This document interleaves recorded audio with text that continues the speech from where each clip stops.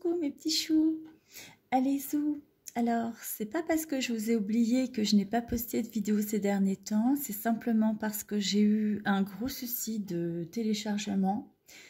J'ai téléchargé une vidéo sur mon portable et en fait, en même temps, vu que mon portable était complètement saturé, j'ai déchargé ça sur mon ordinateur et ça a bugué. Une des vidéos est passée en double et quand j'ai voulu la reposter à plusieurs reprises, ça bug encore aujourd'hui. Donc voilà, je ne vais pas vous poster la vidéo en question. C'est que finalement, vous ne devez pas la voir et je pense qu'il y a une bonne raison.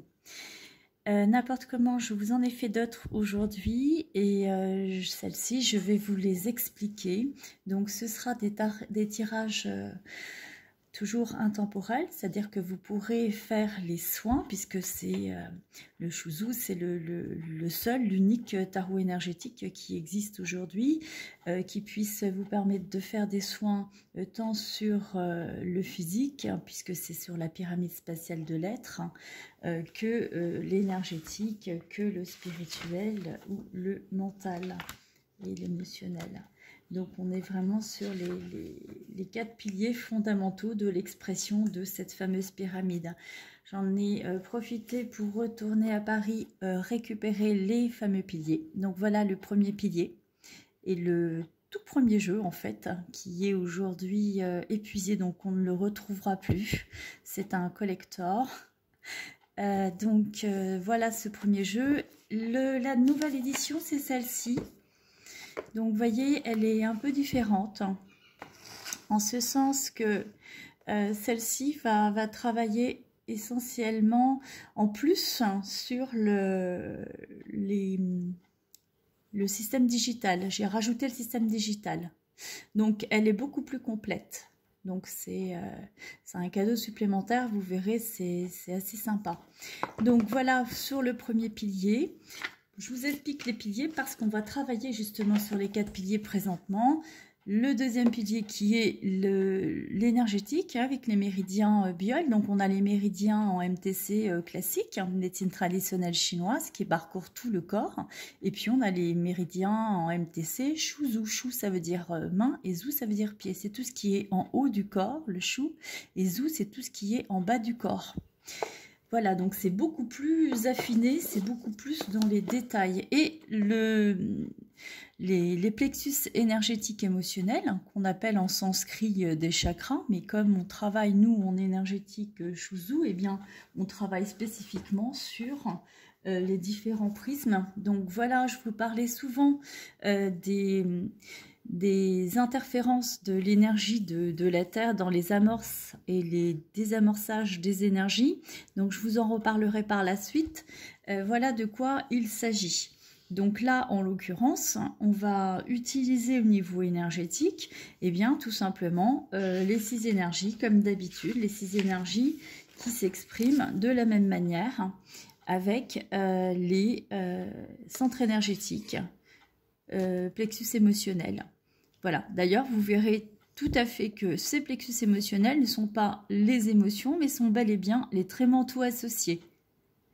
Voilà la différence, puisqu'on travaille sur les homologues. Hein. Ce sont des homologues associés, c'est les antagonistes, c'est ceux qui sont en face au niveau de l'énergie. Vous voyez, quand vous avez Vishuddha en face, vous avez Svadhisthana. Ici, vous avez Vishuddha et Svadhisthana. Ils se font face, Vishuddha, Svadhisthana.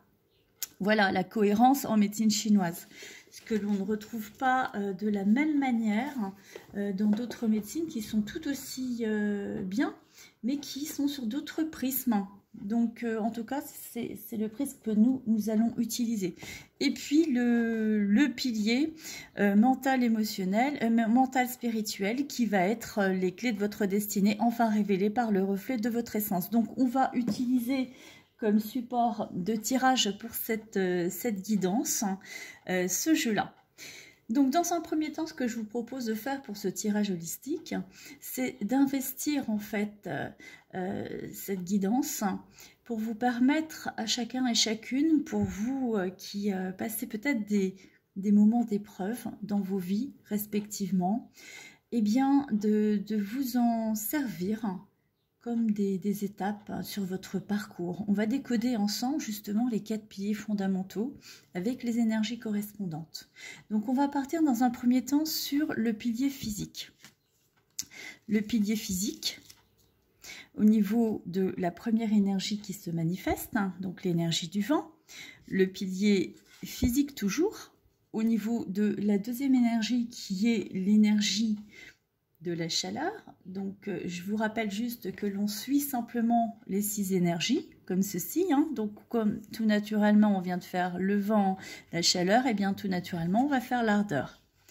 Voilà, l'ardeur. Je vous donne la méthode de tirage pour que vous puissiez vous approprier l'outil. C'est important que vous puissiez le faire vous-même. Donc l'humidité et la sécheresse et le froid.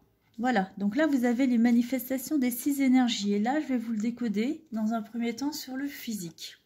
Alors sur le physique, dans une première partie de vie, il a pu y avoir des problématiques liées à l'évidence, trouver le sens, trouver l'essence, on est bien là-dessus. Comment trouver l'essence de sa vie? Dans les premières parties de vie, c'est pas forcément évident parce qu'il peut y avoir des conflits par rapport à l'écoute. On peut avoir des difficultés à être à l'écoute de soi, à l'écoute de ses perceptions, de ses ressentis, de ce que l'on voit en fait, de ce que l'on regarde, puisque là on est sur l'organe des sens de la vue. Donc ce qu'il peut y avoir dans un premier temps sur le plan physique, il peut y avoir des soucis aussi par rapport aux muscles, par rapport aux tendons, par rapport à l'organe des sens de la vue qui s'y rattache. Et là en l'occurrence, cette carte nous met en évidence une problématique sur la vision. La difficulté à trouver le sens, à voir plus loin le sens de son incarnation. La deuxième partie a pu être, on va dire, intéressante dans le parcours de vie concernant l'amour. Là, on est sur une deuxième partie de vie qui correspond entre 10 et 20 ans. 10 et 20 ans, l'amour, c'est tout ce qui est en rapport avec la chaleur. On a la chaleur et on a l'ardeur. La chaleur, c'est tout ce qui est désir, et amour, c'est tout ce qui est en rapport avec l'émotion de l'amour. Donc, c'est aussi la difficulté à peut-être s'aimer soi-même. Et lorsque l'on ne s'aime pas, eh bien, on a du mal à imaginer que l'autre nous aime. Donc ça peut être aussi des problématiques dans une première partie de vie. Là, on est dans l'adolescence, jusque de 10 à 20 ans. Ben, ça peut être des périodes où on a pu rougir facilement. On a pu avoir des problèmes de tachycardie, voire de spasmophilie. On a pu avoir ce genre de choses. Donc tout ça, c'est des petites expériences de vie sur le physique qui nous donnent après un petit plus pour pouvoir nous projeter par la suite dans les autres prismes qui vont être les piliers suivants, c'est-à-dire l'énergétique, l'émotionnel et le mental spirituel. Au niveau de l'ardeur, on est plus entre 30 et 40 ans. 30 et 40 ans, on est déjà dans quelque chose où on recherche le rayonnement. Et peut-être que là, la problématique qui a pu se poser, c'est de trouver son rayonnement. De le voir au travers du regard de l'autre. Ça peut être aussi tout ce qui est en rapport avec le cœur, avec le sentiment, avec la tolérance. On a pu avoir des épreuves liées à cela. Comment apprendre à être tolérant? Comment apprendre la générosité? Donc tout cela, c'est des expériences qui s'apprennent au travers de son antagoniste. Comment j'apprends à la générosité? Eh bien, je l'apprends au travers de quelque chose qui est peut-être qui manque. Donc, au travers du manque, j'apprends à être généreux.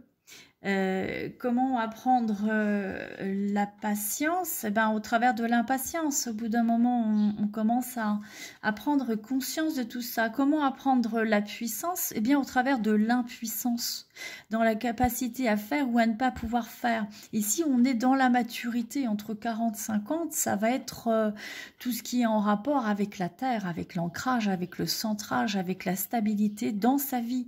Donc on peut effectivement, puisque là on voit que c'est le triomphe avec facilité des difficultés, on peut imaginer que pendant cette période de vie, ça a pu être compliqué. C'est aussi une période où on s'ancre et c'est rate, pancréas, estomac.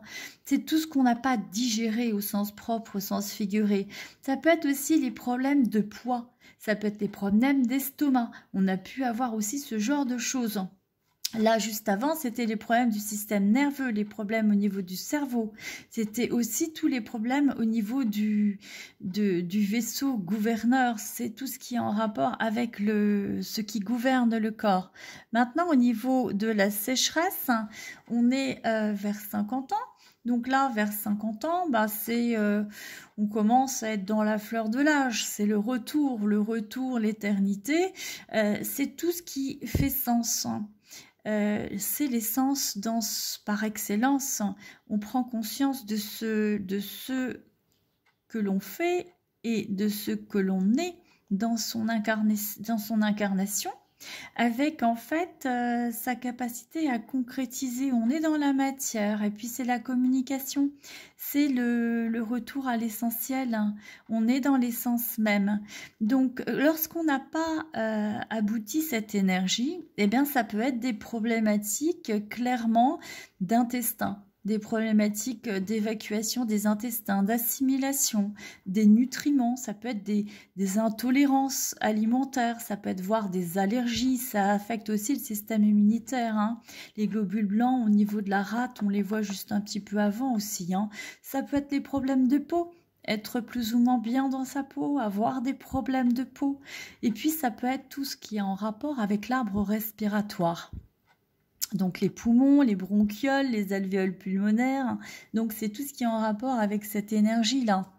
Ensuite, sur la soixantaine, sur la fin de premier parcours de cycle, puisqu'on le refait après 60 ans bien évidemment, eh bien là on va être dans l'adaptabilité, c'est la capacité à s'adapter à toutes les énergies puisqu'on les a appréhendées. Donc c'est un peu quelque part la capacité de pouvoir transcender toutes ces manifestations et dans ces conditions-là à se sentir dans l'abondance, à se sentir riche. Alors on peut se sentir riche ou on peut se sentir à la fin de sa vie dans le dépouillement, sachant que le dépouillement est l'une de nos plus grandes richesses. Alors, je vous en parle en connaissance de cause, je l'ai vécu à plusieurs reprises et c'est vraiment de cette expérience-là que j'ai vécu la richesse, ma richesse. J'ai pris conscience qu'effectivement, on n'avait pas besoin d'avoir pour être. Et là, je pense que tout un chacun et tout un chacune a pu le vivre aujourd'hui au travers de cette expérience de vie que nous avons tous vécue ces 2 derniers mois. Comme quoi, effectivement, on n'a pas besoin d'accumuler, on n'a pas besoin d'être dans l'outrance, dans l'excès pour se sentir exister. Voilà pour le physique. Maintenant, concernant l'énergétique. L'énergétique, c'est tout ce qui est en rapport avec la stabilité. La stabilité, c'est les énergies qui circulent librement au niveau des méridiens. Et la stabilité, c'est aussi cette capacité à pouvoir équilibrer, puisque c'est la vocation de l'énergie du vent, lorsqu'elle est bien aspectée, à s'équilibrer. Maintenant, au niveau de la chaleur, c'est la flamme. La flamme, ça réchauffe le cœur, ça illumine de ses multiples reflets. La chaleur, c'est une énergie qui permet de faire circuler les énergies dans tout le corps. Quand il y a de la chaleur, il y a de l'énergie. Ici, on est sur le silence. Le silence par rapport au fil d'or, c'est vraiment la connexion énergétique, la connexion avec toutes les autres énergies. Ici, on est sur la Terre avec la plume. La plume, énergétiquement, c'est lorsque, justement, on a dépassé la problématique physique de lourdeur, puisque l'humidité, c'est la lourdeur. Ça peut être la prise de poids, ça peut être la stagnation d'énergie. Quelqu'un qui a des problématiques lourdeur va faire des kystes, des condylomes, des syndromes X, syndrome de la bedaine, de la cellulite, de l'embonpoint, création de plein. Je ne vous dis pas les gros mots qui vont avec, mais vous savez de quoi il s'agit lorsqu'on crée du plein quelque part. Donc voilà, ça c'est une énergie terre. Maintenant, l'énergie sécheresse, eh bien c'est tout ce qui est en rapport énergétiquement avec le haut du corps. C'est tout ce qui peut être en rapport avec la communication, tout ce qui est en rapport avec ce que l'on donne, ce que l'on reçoit. C'est vraiment la capacité d'aller vers l'autre. Et donc, dans l'énergie du froid, on est dans le joyau étincelant. Le joyau étincelant, eh bien, il rayonne de ses multiples reflets parce qu'il a transcendé, il a bien aspecté l'énergie de l'obscurité et l'énergie de la lumière. L'obscurité s'assimilant à l'énergie du froid dans l'élément de l'eau et la lumière à la manifestation d'énergie de l'ardeur dans l'élément du feu, puisque le feu comprend et l'ardeur et la chaleur dans ces deux expressions énergétiques. Maintenant, concernant le troisième pilier, donc on est sur l'émotionnel. L'émotionnel, on est sur l'équilibre. L'équilibre, c'est comme la stabilité. C'est tout ce qui permet à la personne de s'équilibrer au niveau de son émotion, au niveau de ses colères, en l'occurrence, au niveau de ses colères rentrées et de ses colères expansées. On peut avoir différentes capacités à s'exprimer au travers de cette émotion. Quelqu'un qui n'a pas la possibilité d'évacuer son émotion, bien, il va la somatiser dans son corps et il va inévitablement repartir sur le pilier numéro 1, le physique, voire l'énergétique, puisque les méridiens sont complètement en corrélation. Donc ensuite de ça, sur le deuxième, ça va être au niveau émotionnel, c'est la chaleur. Et là, on est sur Vishuddha. Vishuddha, ça va être le désir, hein, qui est lorsqu'il est aspecté et à passer la joie, c'est-à-dire qu'on vit correctement la joie, on n'est pas dans des frustrations. Il peut y avoir des frustrations liées à la joie. On peut être très joyeux, vivre quelque chose d'absolument génial et puis être obligé de se taire, hein, parce que c'est pas politiquement correct lié à l'éducation de faire bisque devant son voisin.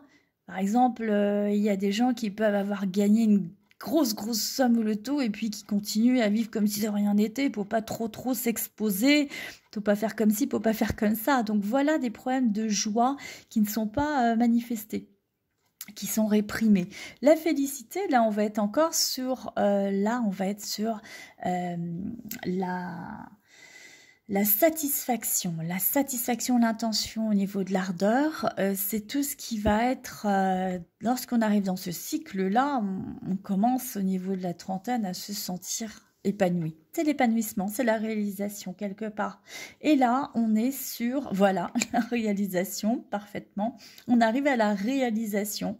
Une fois qu'on a passé le cycle de l'ardeur, c'est le fait d'être ancré, stabilisé. Donc, on n'est plus du tout dans l'anxiété, le stress, puisque l'émotion qui s'y rattache, ça va être quand même le stress. C'est tout ce qui est en rapport avec le stress et en rapport également avec la conscience. Quelqu'un qui a dépassé cette problématique de stress, eh bien, il n'a plus besoin de stresser puisqu'il est en conscience. Donc, aucun intérêt d'être dans l'anxiété. Donc ça, c'est important aussi de bien le réaliser, que quand on a dépassé le trait mental, eh bien, on est tout simplement on a dépassé l'émotion, on est dans le trait mental associé. Donc là, on va regarder au niveau de l'émotion de la tristesse, l'intégrité. L'intégrité, c'est en rapport avec la capacité de se sentir volontaire. C'est la volonté. La volonté, c'est ce qui transcende la tristesse dans son émotion. Lorsqu'on a transcendé la tristesse, on est sur le plexus émotionnel Svadhisthana, eh bien, on a accès à quoi? Tout naturellement à la volonté d'action. Parce que quelqu'un qui est en dépression, qui est trop triste, ben, il n'a pas du tout la possibilité d'agir, elle n'est pas dans l'action. Ici, on est sur l'or pur et on a dépassé tout ce qui est en rapport avec le plexus émotionnel et qui est en rapport avec la peur qui est Muladhara, qui est ce plexus émotionnel racine, qui est aussi en rapport avec les énergies ancestrales, les énergies sexuelles, et qui est dépassé, transcendé lorsqu'on a accédé à la sagesse. Maintenant qu'on a vu les trois, donc le physique, l'énergétique, l'émotionnel, on va pouvoir voir ensemble le spirituel et le mental, et pouvoir décoder ensemble ce qui peut nous permettre aujourd'hui de transcender cela. Alors, voilà, on va regarder maintenant le spirituel. Alors, le spirituel, on a l'originalité. L'originalité, c'est tout ce qui a pu être transcendé par rapport justement à l'émotionnel. Quelqu'un qui a dépassé la colère, il accède à l'originalité. Donc, c'est quelqu'un qui a vraiment aspecté cette énergie du vent dans son entièreté. C'est la résolution. Parce qu'il s'est regardé, il s'est porté un regard illimité sur tout ce qui l'entoure. Il n'est plus dans le jugement. Et il se moque du jugement même des autres. Ça n'a aucun intérêt pour lui. Ça ne l'affecte pas. Quelqu'un aussi qui est bien aspecté dans son énergie de la joie et du désir émotionnellement, il est tout naturellement dans la compassion. La compassion, c'est lorsqu'on est empli d'amour, hein, et on est dans la tolérance, on a un esprit sage, compréhensif, c'est-à-dire que dans notre attitude, on est dans l'amour inconditionnel déjà, on est dans cette ouverture. Lorsqu'on a dépassé également cette énergie, on est dans le soleil. Le soleil, c'est le rayonnement, c'est le yang absolu. On est dans le haut du corps, hein, on est dans tout ce qui est chou. Donc c'est le yang, c'est tout ce qui est lumière. Et donc là, on est parfaitement stable dans ces énergies. Et lorsqu'on est ancré, stable, qu'on n'est plus dans l'anxiété, qu'on a conscience, on accède tout naturellement au calme, à la douceur. On peut de nouveau vivre cette fréquence vibratoire, cette plénitude, ce contentement. Et ça nous donne accès au guide spirituel. Le guide spirituel, c'est le reflet de la noblesse parce qu'il sait combler les besoins de chacun. Et puis, il sait guider l'autre sur son chemin par rapport à la vérité, par rapport à la liberté. Il est libéré de la douleur, il est libéré de l'attachement, il est dans le détachement. Lorsqu'on est dans la tristesse, c'est souvent lié à une séparation, à un deuil. Je dis toujours, il n'y a pas forcément de décès dans un deuil. Dans toute séparation, il y a un deuil à vivre. Mais quand on est trop dans l'attachement, on vit les effets délétères de la relation. Et c'est pourquoi c'est important d'être dans le détachement.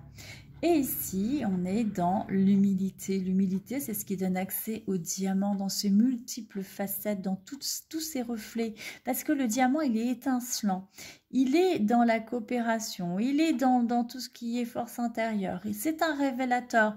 Le diamant, avant d'être dans ce rayonnement, dans cette lumière, il est dans l'obscurité. C'est quelque chose qui n'est pas super beau en fait. Et au final, on le trouve beau parce qu'on arrive à le décortiquer d'une certaine manière. Donc voilà. Alors, ce que je voulais vous dire, c'est que par rapport à toutes ces étapes, vous avez une résultante, une seule résultante qui va être en fonction des différentes étapes que vous avez eues. Je vous donne la résultante qui est au niveau de la Terre, c'est l'acceptation. L'acceptation par rapport à l'enracinement, c'est-à-dire par rapport à l'incarnation. Stable et puissant, ma force tranquille est à l'image de ma solidité, mon expérience me confère une grande capacité d'adaptation et mon reflet, l'enracinement. Profondément enraciné, j'accomplis des prodiges. L'énergie Terre, comme je vous l'explique souvent, et là aujourd'hui, justement expressément, je vous ai ramené ce fameux schéma. La Terre, c'est sa cinquième saison, cinquième énergie. Elle a son énergie elle-même, elle est en rapport avec l'énergie de l'humidité, ça c'est l'élément Terre et la manifestation énergétique de l'élément Terre, c'est l'humidité, mais la Terre a 18 jours. 18 jours d'amorçage et de désamorçage, c'est-à-dire il y a toujours un amorçage de la séquence qui suit et un désamorçage systématiquement. Donc, avant chaque saison, j'amorce la Terre, amorce la saison qui s'annonce. Et après chaque saison, la Terre désamorce. Vous avez toujours 9 jours amorçage, 9 jours désamorçage. Et vous avez aussi, là on en parlera par la suite, les équinoxes et les solstices hein, qui sont aussi en réaction avec ces énergies-là. Voilà, donc je vous souhaite plein de bonnes choses et de bien méditer sur l'acceptation et sur l'enracinement. Acceptez de vous incarner, acceptez de vous enraciner. Prenez conscience de cet enracinement, de cette force, de cette puissance à être.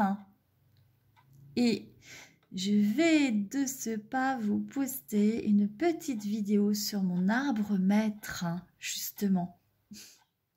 Cet arbre magnifique que j'adore et je vais partager cette petite vidéo pour illustrer ce tirage avec vous. Voilà mes petits choux. Donc je vous remercie pour votre assiduité, hein, pour être toujours présent et présente. Merci à toutes et à tous, en particulier à Aline, à Sabine, à Olivier, à toutes les belles âmes qui publient, qui like, qui transfèrent sur LinkedIn, sur comment ça s'appelle, Instagram, sur Facebook, tout ça, avec tous les liens, tous les partages de ces vidéos.